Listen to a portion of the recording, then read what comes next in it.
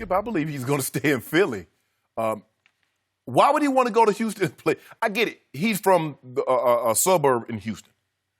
But why would he want to play with James Harden that have a 41% usage rate? CP3 is bickering because he's ball dominant and he's not getting enough touches.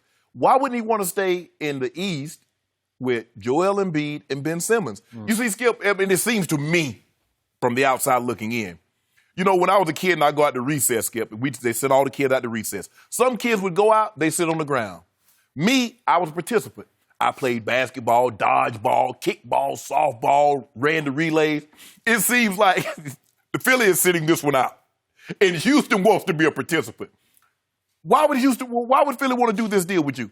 Why would they want to help you? I mean, okay, y'all want Jimmy? Sure, you want to blow up your team because you want to win the NBA title. How can we help you? I'm sure Elton Brand is sitting in his office right now. Hey, Daryl, type that proposal up and get it over to me. Let me take a look at it and see what we can do for you. Really?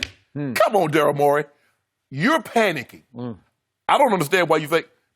Elton Brand said he made the move for Jimmy Butler, gave up what they gave up, Skip, because they said, we're going for it. Yep. So now, unlike Daryl Morey, it doesn't look like to me that Elton Brand is looking to blow his team up. Reports are they're looking to sign him and Tobias Harris. Yep.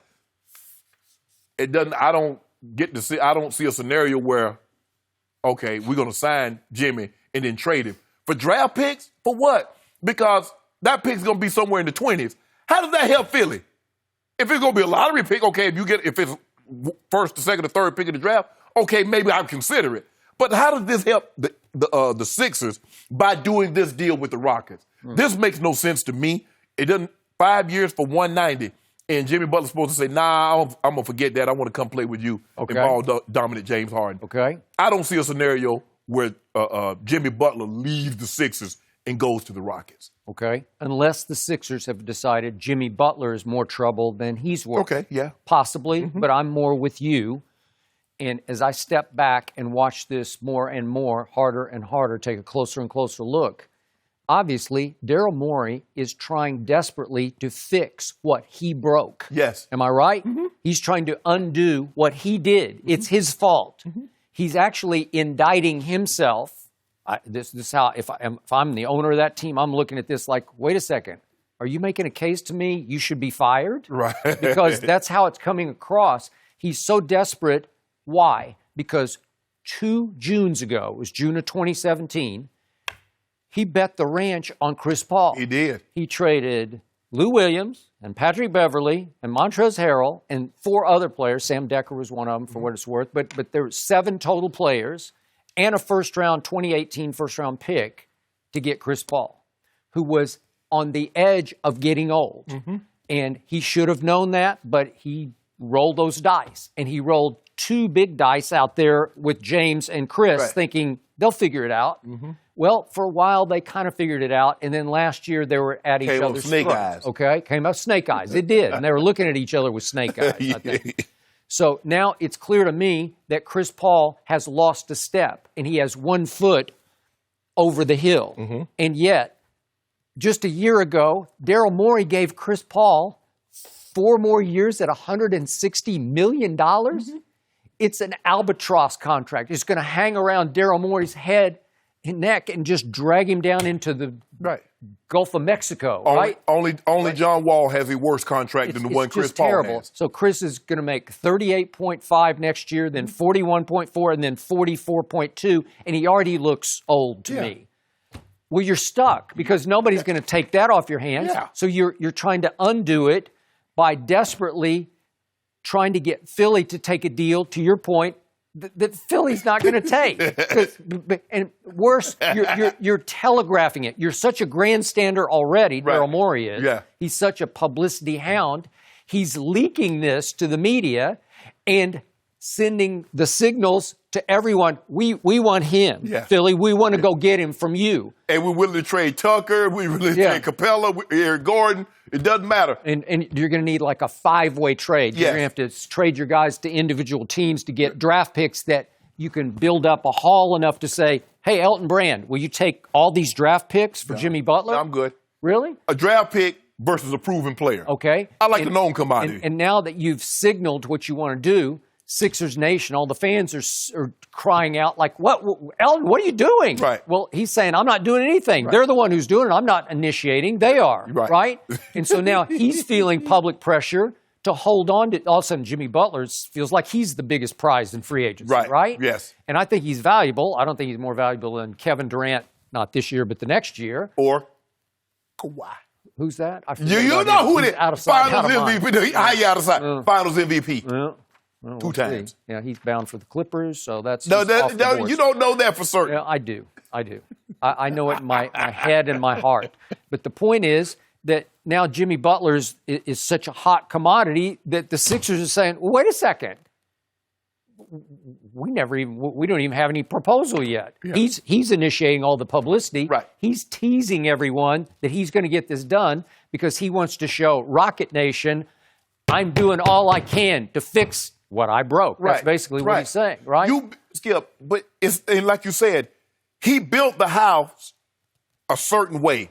And then as it starts to crumble, gets mad and says, well, someone needs to fix it.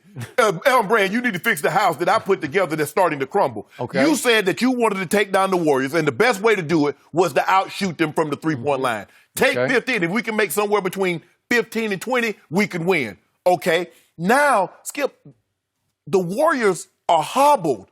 We don't know if Kevin Durant, we're going to talk about Kevin Durant a little later. We don't know if he's going to re-sign. But even if he does, 1 year away. So 2019, 2020, he won't be able to play before the start of the 2020. I don't believe he's playing all of next year. Klay Thompson is going to miss at least the first 3-4 months of the season. And now you want to just blow up everything. This is your opportunity now. Because guess what? If you win a title, nobody's going to care that Golden State wasn't at full strength. Because just like nobody's caring that Golden State wasn't at full strength when Toronto took them down. All I know is that the Raptors have a trophy. Now, whether or not Kawhi stays or not, they have that. What's going on, Daryl? I mean, all these analytics, what's going on? So what are your analytic people telling you? What are they telling them, Skip?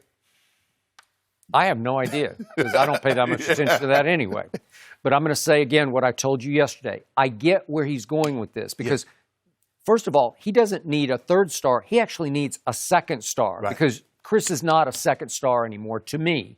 James is definitely a first star, but he needs a second star and Jimmy to make it a quote-unquote like a big 2.5. So is Jimmy going to be the star and part referee between Chris and James Harden? I'm going to repeat this. Jimmy Butler is a locker room force, for better or for worse. Yes. He is a nuclear catalyst. And I don't know what Elton Brand really thought of how he fit or did not fit with the Sixers team. I think they thought he fit really well. Yes. I think, but I don't know that for a fact because I wasn't behind the scenes. Right. But Jimmy Butler can be a leader.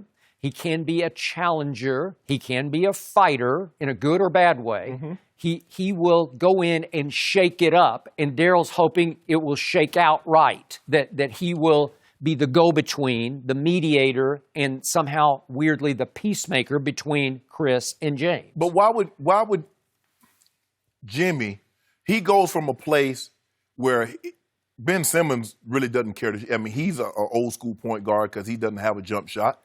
Jimmy's getting touches. Why would he go to Houston to stand behind the three-point line and hope James passing the ball late in the shot clock?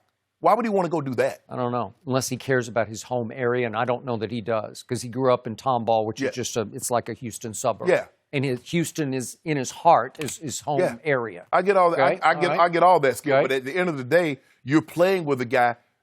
I don't know how much he enjoyed playing with Embiid and Ben Simmons. I don't know. But it came clear to me in just that short time he was with the Sixers, he became the leader of that team. Skip, how many big shots did he hit down the stretch for him?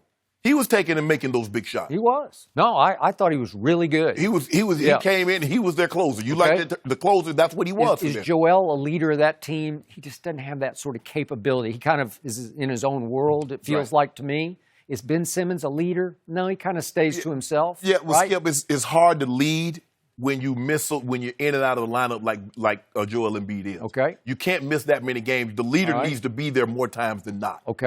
Thank you for watching. You can subscribe here to get the latest from the show, and be sure to check out more of the best clips from Undisputed, or go watch a few other segments from our other shows on FS1.